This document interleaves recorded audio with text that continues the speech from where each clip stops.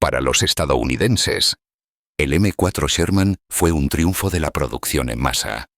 Para los británicos, fue un caballo de batalla confiable, aunque con un armamento insuficiente.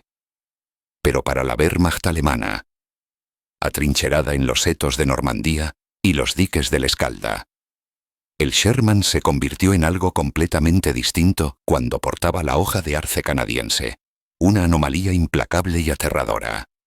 Existe una razón por la cual los endurecidos comandantes de Panzer de las SS, quienes a menudo descartaban al Sherman como un encendedor Ronson, que ardía al primer impacto, comenzaron a temer específicamente a los sectores defendidos por el primer ejército canadiense. No era porque los canadienses tuvieran mejores tanques, era porque los utilizaban con un nivel de agresión e improvisación que la doctrina alemana simplemente no podía procesar.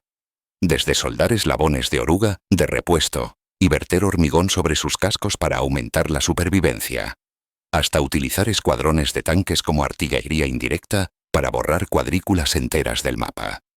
Los canadienses no solo operaban el Sherman, lo convirtieron en un arma de formas técnicamente prohibidas y tácticamente desquiciadas. Esta es la historia de cómo un tanque mediocre se convirtió en una leyenda del terror en manos de un ejército que se negó a seguir las reglas. En febrero de 1944, en los húmedos campos de concentración del sur de Inglaterra, la invasión de Europa era inminente y el cuerpo blindado canadiense se encontraba en medio de una transición logística masiva. Durante años, la industria canadiense había producido el tanque Ram, una variante nacional mecánicamente sólida, pero armada con un cañón que ya era obsoleto. Ahora, ante la realidad de una cadena de suministro aliada estandarizada, miles de tanquistas canadienses recibieron la orden de dejar atrás su Ram y subir a los cascos de los M4 Sherman de fabricación estadounidense. Para los planificadores estratégicos Watson en Londres, Iowa y Washington, el M4 Sherman era una obra maestra de la guerra industrial. Era confiable, fácil de reparar y lo suficientemente ligero como para cruzar la mayoría de los puentes europeos. Poseía un cañón de 75 milímetros de doble propósito que podía disparar un excelente proyectil de alto explosivo, perfecto para aniquilar infantería y fortificaciones ligeras. Pero para las tripulaciones que los inspeccionaron en el lodoso depósito de Sussex, la herramienta dejaba mucho que desear. Era alto, creando una silueta que resultaba imposible de ocultar en el terreno llano de Normandía. Su blindaje lateral vertical era insuficiente contra los cañones antitanque de alta velocidad que los alemanes habían estado perfeccionando en el frente oriental, y quizás lo más preocupante para los hombres en su interior, tenía fama de sufrir incendios catastróficos de munición al ser penetrado. El Sherman fue diseñado para una doctrina de explotación: romper las líneas enemigas y correr hacia la retaguardia. Era una herramienta construida para la velocidad y la confiabilidad, no para luchar cuerpo a cuerpo contra el pesado blindaje alemán. Sin embargo, el usuario en esta ecuación, el soldado canadiense, no tenía intención de utilizar el tanque estrictamente de acuerdo con el manual. El ejército canadiense que llegó a Normandía era distinto de sus homólogos británicos y estadounidenses. Eran una fuerza totalmente voluntaria, extraída de una nación joven que había madurado en las trincheras de la Primera Guerra Mundial. La memoria institucional del cuerpo canadiense era la de tropas de choque. Hombres que eran lanzados a la trituradora de carne para romper las líneas inquebrantables. Este ADN cultural se transfirió directamente a su doctrina blindada, mientras que los británicos a menudo enfatizaban la precaución para conservar la mano de obra, y los estadounidenses confiaban en una superioridad logística abrumadora. Los canadienses desarrollaron una mentalidad de agresión pragmática y despiadada. Entendieron desde el principio que la guerra no se ganaría preservando sus máquinas, sino destruyendo la voluntad de lucha del enemigo, sin importar el costo. Cuando estos hombres tomaron los controles del M4 Sherman, se produjo una fricción entre el diseño de la máquina y la intención de la tripulación. El Sherman no fue construido para ser un ariete. Sin embargo, así es exactamente como los canadienses pretendían usarlo. Reconocieron las limitaciones del tanque de inmediato. Pero en lugar de dejar que esas limitaciones dictaran un enfoque cauteloso, invirtieron la lógica. Si el blindaje no podía detener un proyectil alemán de 88 milímetros, entonces no tenía sentido moverse despacio o esconderse. La única defensa era una ofensiva abrumadora. Aquí es donde comenzó a formarse la percepción alemana del tanquista canadiense desquiciado. Los manuales tácticos alemanes enfatizaban la preservación de activos pesados como el Tiger y el Panther, utilizándolos como francotiradores a larga distancia. Esperaban que los tanques aliados se comportaran de manera racional, que se retiraran al verse superados en armamento, que flanquearan al ser bloqueados y que solicitaran apoyo aéreo al enfrentarse a un blindaje superior. Los canadienses, sin embargo, a menudo se negaban a retirarse. Los informes de la 12ª División Panzer de las SS Hitlerjugend, que se enfrentaría directamente a los canadienses en la carnicería de Caen, señalaron una tenacidad inquietante. Cuando una columna de Sherman canadienses encontraba una resistencia pesada, no solo maniobraban, sino que saturaban el objetivo. Los canadienses explotaron la única ventaja real del Sherman: su cadencia de fuego y su resistencia mecánica. Un Tiger alemán podría destruir 2 Sherman, pero los canadienses enviarían 4 más, disparando fósforo blanco para cegar al pesado felino, seguido de proyectiles de alto explosivo para eliminar su apoyo de infantería y, finalmente, munición perforante dirigida a las orugas y visores. La filosofía canadiense era que el tanque era prescindible. El objetivo no lo era. Esto creó una dinámica en el campo de batalla, donde la herramienta inferior era empuñada con tal ferocidad que anulaba la superioridad técnica de la ingeniería alemana. Las tripulaciones alemanas, disciplinadas y metódicas, se sentían desconcertadas por un enemigo que trataba una batalla de tanques menos como un duelo y más como una pelea callejera caótica. Además, los canadienses estaban altamente mecanizados incluso antes de llegar al frente, debido a que habían pasado años entrenando con el tanque Ram en Inglaterra. Los conductores y mecánicos conocían los motores radiales y los sistemas de suspensión al derecho y al revés. Podían llevar al Sherman a su punto de ruptura mecánica y mantenerlo funcionando. Esto permitió que las columnas blindadas canadienses mantuvieran un ritmo de operaciones que agotaba a sus contrapartes alemanas. La Wehrmacht dependía de periodos de descanso para el mantenimiento.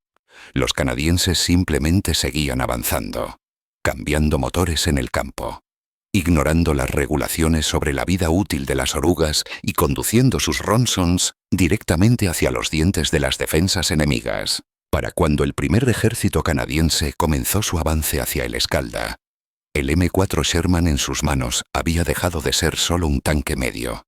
Se había convertido en un arma de presión psicológica. Los alemanes miraban las especificaciones técnicas del Sherman y veían un blanco fácil. Pero cuando miraban a través de sus miras a un regimiento canadiense, veían un enjambre implacable al que simplemente no le importaba estar en desventaja. La herramienta era defectuosa, pero el usuario era peligroso porque se negaba a permitir que la debilidad de la máquina se convirtiera en la suya propia. Los canadienses estaban a punto de llevar esta agresión un paso más allá, modificando el acero mismo del tanque para que coincidiera con su intención letal. 7 de junio de 1944. Día D+1. A medida que la euforia inicial de los desembarcos en las playas se desvanecía, los regimientos blindados canadienses que avanzaban hacia el interior, cerca de Caen, chocaron contra un muro de acero que ninguna cantidad de optimismo previo a la invasión pudo romper. La 12ª División Panzer de las SS Hitlerjugend, comandada por veteranos fanáticos, desplegó tanques Panther y Tiger que parecían impermeables al arsenal estándar aliado. Para la tripulación de un Sherman canadiense, girar una esquina y enfrentarse al blindaje frontal de un tanque pesado alemán Era esencialmente una sentencia de muerte. El proyectil estándar de 75 milímetros simplemente se fragmentaría contra las planchas alemanas, mientras que los proyectiles alemanes de alta velocidad de 88 milímetros o 75 milímetros podían atravesar un Sherman como un cuchillo, caliente en mantequilla, desde 2 kilómetros de distancia. La certeza matemática de la derrota debería haber llevado a la precaución. En cambio, condujo al Firefly. El Sherman Firefly fue la respuesta británica a la crisis del blindaje pesado alemán. Una improvisación desesperada que consistió en encajar un enorme cañón antitanque de 17 libras en la estrecha torreta de un M4 estándar. Era una pesadilla de ingeniería. El cierre del cañón era tan grande que debía girarse de lado para cargarlo. La radio tuvo que trasladarse a una caja blindada en la parte trasera de la torreta, y la posición del asistente del conductor fue eliminada para almacenar la enorme munición. Pero para los canadienses, que recibieron a estos monstruos híbridos con los brazos abiertos, el Firefly fue el gran igualador. Aunque la doctrina británica prescribía inicialmente el despliegue de los Firefly en un papel de vigilancia defensiva, manteniéndose en la retaguardia para disparar mientras los Sherman estándar avanzaban. Los comandantes canadienses frecuentemente descartaban el manual. Entendieron que en el denso bocage y en las aldeas destrozadas de Normandía, las líneas de visión a larga distancia eran raras. La zona de muerte era a menudo de menos de 200 metros. En consecuencia, las tripulaciones canadienses integraron al Firefly directamente en la punta de sus lanzas blindadas. No trataron a este activo de alto valor como un francotirador, sino como un luchador callejero con un mazo. Este cambio táctico aterrorizó a los alemanes. Los comandantes de tanques de la Wehrmacht estaban entrenados para reconocer la silueta distintiva del Firefly. Lo reportaban con urgencia frenética por sus radios, ordenando a todos los artilleros ignorar a los Sherman estándar y concentrar el fuego en el del cañón largo. Para contrarrestar esto, las tripulaciones canadienses adoptaron medidas de engaño desquiciadas. Pintaron la mitad delantera del cañón de 17 libras con un patrón de camuflaje blanco o azul cielo para crear la ilusión de un cañón corto estándar de 75 milímetros desde la distancia. Soldaron frenos de boca falsos en el mantelete. Este truco visual obligaba a los artilleros alemanes a vacilar, inseguros de qué tanque representaba la amenaza mortal. Ese segundo de duda era a menudo la única ventana que un artillero canadiense necesitaba. Disparar el Firefly era una experiencia violenta y caótica. Al principio, el cañón no tenía un freno de boca lo suficientemente masivo para amortiguar el retroceso por completo. Al disparar, producía un destello cegador y una onda de choque que levantaba polvo, oscureciendo el objetivo durante segundos. El comandante a menudo tenía que guiar al artillero a ciegas para un segundo disparo. Sin embargo, el impacto psicológico en las tripulaciones alemanas fue devastador. Durante años, las tripulaciones de los Tiger habían operado con una sensación de invencibilidad, sabiendo que podían sentarse fuera del alcance aliado y eliminar objetivos con impunidad. Los Firefly canadienses destrozaron esta zona de confort. De repente, un Sherman sentado en un seto no era solo una molestia. Era una amenaza letal capaz de arrancar la torreta de un Tiger a 1 kilómetro de distancia. El punto culminante de esta capacidad letal ocurrió el 8 de agosto de 1944. Durante la Operación Totalice, una sección de Firefly del regimiento Sherbrooke Fusiliers, una unidad blindada canadiense, tendió una emboscada cerca de Gaumesnil. Avanzando por la carretera, se encontraba una fuerza de contraataque liderada nada menos que por el SS Hauptsturmführer Michael Wittmann, el as de tanques más famoso de la guerra, al mando de un Tiger número 007. Wittmann había diezmado el blindaje británico en Villers-Bocage y era una figura de estatus mítico en el ejército alemán. Se movía con la arrogancia de un depredador que se creía en la cima de la cadena alimenticia. No vio a los canadienses. Joe Ekins, Artillero, en un Firefly. Esperó con una disciplina gélida. Cuando los Tiger expusieron sus flancos, el Firefly canadiense rugió. El proyectil de 17 libras, que viajaba a más de 2.900 pies por segundo, no solo penetró, sino que aniquiló. El Tiger de Whitman explotó, con la torreta volando por los aires debido a la detonación catastrófica de su munición. En momentos, los canadienses habían decapitado la leyenda del cuerpo Panzer de las SS. Aunque los historiadores debatieron durante décadas si fue fuego británico o canadiense el que se cobró la baja.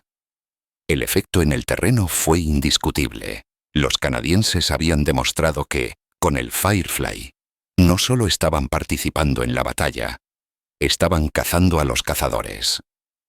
La destrucción de la unidad de Whitman señaló un cambio en el equilibrio del terror. El Firefly permitió que la agresión canadiense fuera respaldada por una potencia cinética bruta. Envalentonó a los comandantes para presionar más fuerte, sabiendo que cuando los pesados felinos alemanes emergieran de las líneas de árboles, los canadienses no tenían que pedir apoyo aéreo ni retirarse. Podían mantener su posición, nivelar el largo hocico y perforar un agujero directamente a través del mito de la supremacía del blindaje aéreo. El igualador había cumplido su función, convirtiendo al Sherman de una víctima en un verdugo. Finales de agosto de 1944. Las polvorientas carreteras de la Bolsa de Falaise. A medida que el ejército canadiense salía de Normandía y comenzaba la larga persecución hacia Bélgica y los Países Bajos, una extraña transformación se apoderó de sus columnas de vehículos. Para un observador distante, las siluetas que se movían a través de la bruma ya no se parecían a las máquinas impecables que habían salido de las líneas de ensamblaje en Detroit o Flint. Parecían hinchadas, dentadas y ferales. Los canadienses habían dejado de esperar a que llegaran mejores tanques desde los depósitos de suministros. En su lugar, habían decidido construir su propia protección utilizando los restos del campo de batalla. La lógica del tanquista canadiense era brutalmente simple. Los 51 milímetros estándar de blindaje frontal en un M4 Sherman eran matemáticamente insuficientes para detener un proyectil alemán de alta velocidad. El cañón de 75 milímetros de un Panther podía atravesar la placa del glacis de un Sherman desde distancias donde el tanque canadiense no parecía más que una mota en la óptica. Las tripulaciones conocían las estadísticas y las rechazaron. En todos los regimientos, desde los Governor General's Horse Guards hasta el South Alberta Regiment, se apoderó de ellos una locura por las modificaciones de campo que rayaba en la obsesión. Comenzó con el blindaje de orugas. Las tripulaciones empezaron a recolectar eslabones de oruga de repuesto, ya fuera de sus propios suministros, de vehículos inutilizados o arrancados de los cadáveres de los Panzers alemanes destruidos. En los campamentos nocturnos, en medio del agotamiento del combate, la luz azul de los soldadores de arco parpadeaba como luciérnagas. Mecánicos y tripulantes trabajaban febrilmente, soldando filas de pesadas orugas de acero a lo largo de la pendiente frontal y los costados de la torreta de sus Shermans. Cubrieron las carcasas de la transmisión, los flancos de la torreta e incluso los lados del casco. No estaba autorizado. Añadía toneladas de peso y forzaba los resortes de la suspensión hasta su punto de ruptura, pero para los hombres en el interior, era una capa de acero entre ellos y una muerte ardiente. Sin embargo, la naturaleza desquiciada de la improvisación canadiense no se detuvo en el acero. Se extendió a la mampostería. En uno de los desarrollos más extraños del frente occidental, los talleres canadienses comenzaron a actuar como sitios de construcción. Las tripulaciones construyeron encofrados de madera alrededor de la parte delantera de sus cascos y vertieron hormigón húmedo en ellos, a menudo reforzando la mezcla con barras de refuerzo o piedras encontradas en los escombros de las aldeas francesas. Cuando se retiraban los moldes, el tanque llevaba una gruesa losa gris de piedra artificial en su pecho. Para los observadores alemanes que miraban a través de binoculares, estas máquinas que se aproximaban se veían monstruosas. Ya no eran reconocibles como blindados aliados estándar. Parecían búnkeres móviles, montones rodantes de chatarra y piedra que gemían bajo su propio peso. Este impacto visual fue significativo. La Wehrmacht se enorgullecía de su ingeniería de precisión y sus líneas limpias. Sus tanques eran depredadores de diseño. Los tanques canadienses, por el contrario, parecían creaciones de Mad Max nacidas de la desesperación y la rabia. Indicaba a los defensores alemanes que estaban luchando contra un enemigo que había abandonado el libro de reglas. Técnicamente, estas modificaciones eran una pesadilla para el mando logístico. El peso extra destruía las transmisiones y provocaba que los mandos finales se rompieran con una frecuencia alarmante. El hormigón ofrecía una protección balística dudosa. La física sugería que, en realidad, podría ayudar a que un penetrador cinético mordiera el blindaje en lugar de desviarlo. Además, comandantes estadounidenses como el general Patton prohibieron famosamente tales modificaciones en el Tercer Ejército, calificándolas de cobardes y perjudiciales para la velocidad del tanque. Pero en el sector canadiense, prevaleció la mentalidad del hormigón. No se trataba solo de la física de la desviación. Se trataba de la psicología de la agresión. Una tripulación que se sentía más segura era una tripulación que avanzaba, un conductor que creía, con razón o sin ella, que la losa de hormigón en su casco podría detener un proyectil de 88 milímetros. Tenía más probabilidades de sacar su tanque de la cobertura del bosque y cargar contra una posición alemana. Las modificaciones actuaron como un placebo que desbloqueó el potencial feroz de la tripulación. Esta mentalidad de hormigón alteró fundamentalmente el ritmo de la batalla. Cuando un artillero antitanque alemán disparaba a un Sherman estándar, esperaba una baja. Cuando disparaba a un Sherman canadiense de hormigón y veía saltar chispas o el proyectil fragmentarse contra un eslabón de oruga, cundía el pánico. Los canadienses no se detenían. Absorbían impactos que deberían haberlos aterrorizado y seguían rodando, con sus motores gritando bajo el esfuerzo del tonelaje adicional. La infantería alemana apodó a estas bestias modificadas como Frankensteins, o simplemente descartaba a las tripulaciones como bárbaras. Parecía injusto, incluso antideportivo, convertir un tanque en una fortaleza rodante de chatarra reciclada. Pero para los canadienses que luchaban a través de las llanuras inundadas del Escalda y las ciudades fortificadas de Renania, la justicia era un lujo de tiempos de paz. Convirtieron al M4 Sherman en un reflejo de su propia guerra, fea, improvisada, agotadora y absolutamente implacable. Estaban dispuestos a romper la máquina para romper al enemigo, sacrificando la vida útil del motor por 5 minutos más de supervivencia en la zona de muerte. Y mientras los Sherman cubiertos de hormigón se abrían paso hacia Alemania, la aterradora realidad para la Wehrmacht era que a los canadienses no les importaba cómo se veían ni cuánto pesaban, solo que seguían avanzando. 8 de febrero de 1945. El amanecer oscuro y empapado por la lluvia de la Operación Veritable. El bosque de Reichswald se erguía como una barrera formidable entre los ejércitos aliados y el corazón de Alemania. El terreno era una pesadilla de campos anegados y bosques densos, lo que esencialmente anulaba la principal ventaja de la división blindada: la movilidad.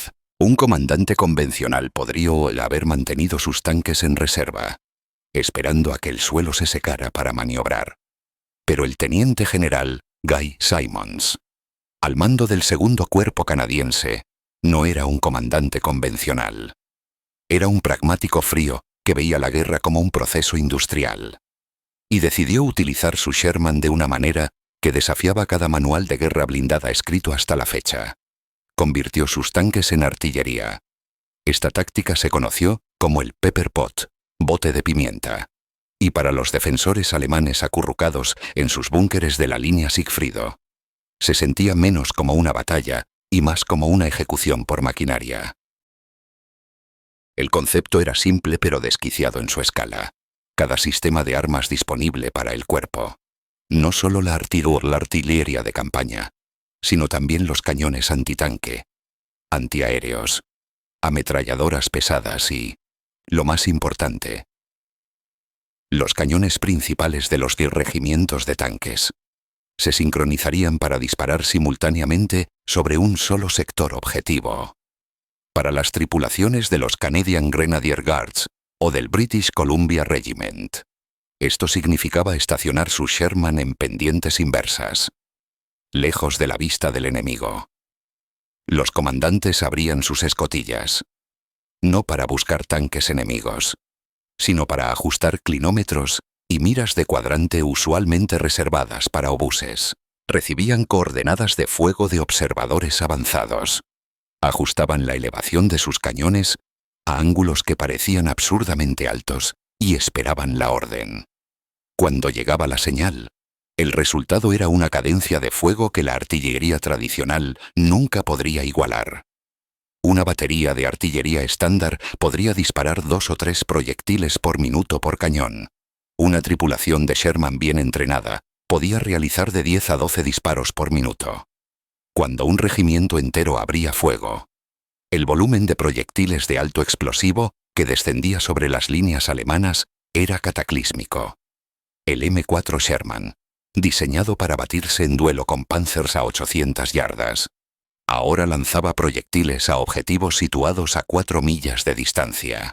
Los alemanes que recibían el impacto no podían comprender qué los estaba golpeando. Los veteranos oficiales de la Wehrmacht estaban acostumbrados al ritmo de los bombardeos de artillería, el estampido del cañón, el tiempo de vuelo, la explosión. Pero el Pepper Pot creó un muro continuo y caótico de ruido y metralla.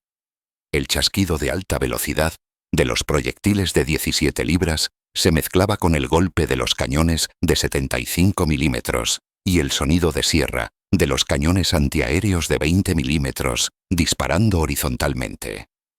Era una cacofonía de diferentes calibres llegando a diferentes velocidades, lo que hacía imposible cronometrar los movimientos o encontrar seguridad. El aire simplemente se volvía sólido con metal. Esta locura táctica conllevaba un alto costo para las máquinas, uno que los comandantes canadienses aceptaron con encogimiento de hombros. Los cañones de los tanques tenían ánima rayada para dar rotación al proyectil y lograr precisión contra el blindaje. No estaban diseñados para el estrés térmico sostenido de un bombardeo prolongado. Después de disparar cientos de proyectiles en una sola mañana, el rayado de los cañones de los Sherman quedaba liso, arruinando la precisión del arma para futuros enfrentamientos tanque contra tanque. El fluido de retroceso hervía, los cierres se dilataban. En cualquier otro ejército, destruir los cañones de tus tanques de batalla, principales para bombardear infantería, sería motivo de consejo de guerra. En el ejército canadiense, era un procedimiento operativo estándar. El consumo logístico era igualmente asombroso. El Pepper Pot devoraba trenes de munición. Los camiones de suministro tenían que realizar convoyes de 24 horas solo para alimentar el hambre insaciable de los Shermans. Los casquillos de latón vacíos se amontonaban en montículos tan altos que bloqueaban las escotillas de escape de los tanques. Sin embargo, el efecto fue innegable. Cuando la infantería canadiense finalmente avanzó a través del lodo, a menudo encontró posiciones alemanas que no solo habían sido neutralizadas, sino que habían sido borradas. Se encontró a los supervivientes en un estado de choque catatónico, incapaces de hablar, con su voluntad de lucha pulverizada por el peso implacable del fuego. Para el alto mando alemán, este uso del Sherman era aterrador porque eliminaba el periodo de calma en la batalla. No había pausa. Los canadienses no necesitaban esperar a que la artillería pesada avanzara.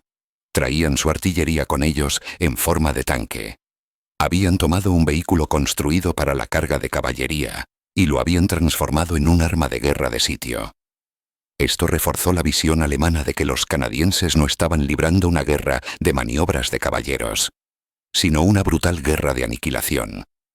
El Sherman en sus manos ya no era el sable de un duelista, era un mazo, golpeando ciega y repetidamente hasta que no quedaba nada en pie. El Pepper Pot demostró que, para los canadienses, no existía tal cosa como el mal uso del equipo, solo el infrauso de la potencia de fuego. 7 de agosto de 1944. Víspera de la Operación Totalice. El aire nocturno al sur de Caen estaba impregnado del estruendo de los motores diésel y el olor a gases de escape. Pero la columna que se formaba en la oscuridad no se parecía a nada que la guerra hubiera visto antes. A la cabeza de la formación estaban los tanques Sherman estándar, con sus motores al ralentí. Pero detrás de ellos se encontraba una extraña colección de vehículos que desafiaba cualquier clasificación. Eran cañones autopropulsados M7 Priest, pero habían sido destripulados. Sus obuses de 105 milímetros habían sido arrancados. Las aberturas frontales selladas con chatarra de acero y los estantes internos de munición eliminados para crear una caverna blindada hueca. Apretados dentro de estos cascarones metálicos no había artilleros, sino soldados de infantería de los Canadian Highlanders, aferrando sus fusiles Lee, Enfield y ametralladoras Bren, esperando la señal para hacer lo impensable: cargar directamente contra la pantalla antitanque alemana por la noche. Montados dentro del casco de un tanque. Este fue el nacimiento del Kangaroo, y representó la evolución final de la filosofía canadiense de guerra total. El concepto fue idea del teniente general Guy Simonds, quien identificó una falla fatal en la doctrina ofensiva aliada. Durante años, el procedimiento estándar era que los tanques avanzaran mientras la infantería caminaba detrás o viajaba en camiones de transporte ligero que se detenían a kilómetros del frente. Tan pronto como las ametralladoras alemanas abrían fuego o comenzaban a caer los proyectiles de mortero, la infantería se veía obligada a buscar cobertura, dejando a los tanques seguir adelante solos, ciegos y vulnerables a emboscadas a corta distancia. Esta separación de fuerzas era exactamente en lo que confiaba la defensa alemana. Simonds se negó a aceptar este cálculo sombrío. Su solución fue radical y, para los puristas logísticos, desquiciada. Ordenó la canibalización inmediata de piezas de artillería operativas.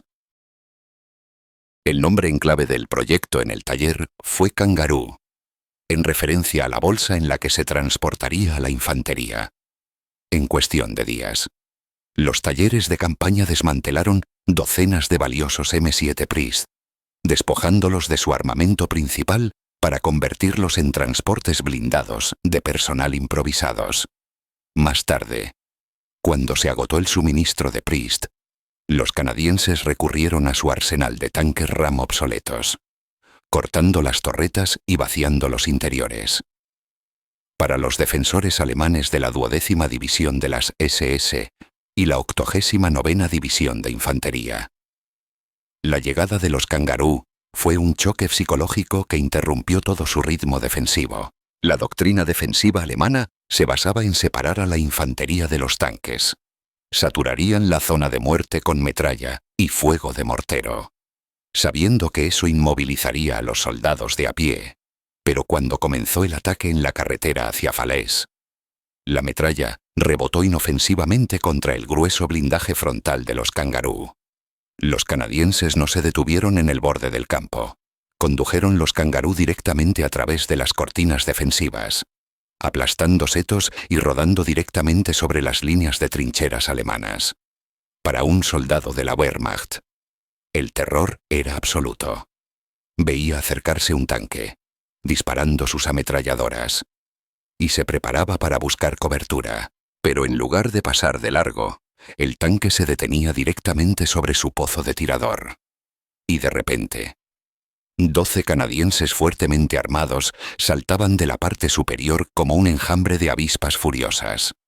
Entablando combate cuerpo a cuerpo dentro del perímetro defensivo, los Kangaroo permitieron a los canadienses mantener un ritmo de operaciones que era imposible para las divisiones de infantería estándar. Convirtieron la batalla en una pelea fluida, de alta velocidad y caótica, donde la línea del frente se movía a la velocidad de un motor de tanque, no a la de un hombre caminando. Esta era la guerra total en su forma más mecanizada. La infantería ya no estaba separada de la máquina, estaba encapsulada dentro de ella. Las condiciones dentro de un Kangaroo eran infernales. No había asientos. Solo un suelo de acero que vibraba violentamente mientras las orugas masticaban la tierra. Los soldados estaban amontonados hombro con hombro, inhalando vapores, polvo y el humo de cordita de las ametralladoras defensivas del vehículo. Si un Kangaroo era alcanzado por un proyectil de alta velocidad, se convertía en un ataúd de acero. Pero la infantería los amaba. Los amaban porque significaban supervivencia. Significaban llegar al objetivo frescos y listos para luchar. En lugar de agotados y aterrorizados tras caminar una milla de terreno abierto bajo fuego. Esta improvisación marcó un cambio fundamental en cómo se percibía al Sherman y sus variantes. Los canadienses habían tomado un tanque medio y lo habían convertido en una plataforma modular para el asalto total. Para cuando el ejército canadiense alcanzó la brecha de Hochwald, el Kangaroo se había vuelto integral para su identidad. Eran el único ejército en el mundo capaz de lanzar asaltos totalmente blindados, donde cada soldado, desde el comandante del tanque hasta el fusilero, estaba detrás de una plancha de acero.